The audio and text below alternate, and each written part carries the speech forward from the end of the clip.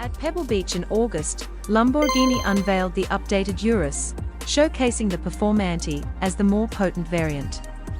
This new S variant, however, is the actual successor for the wildly successful Super SUV, in its basic form.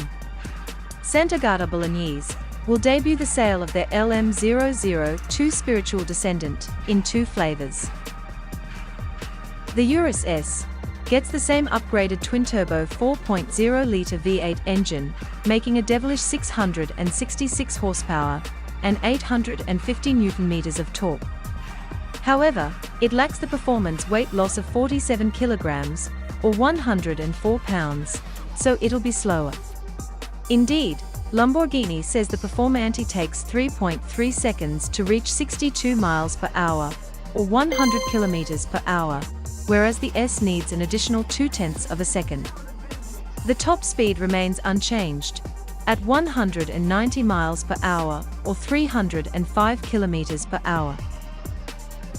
With the mid-cycle upgrade, Lamborghini is enhancing the customizability of its best-selling product, adding wheels in matte titanium and diamond bronze.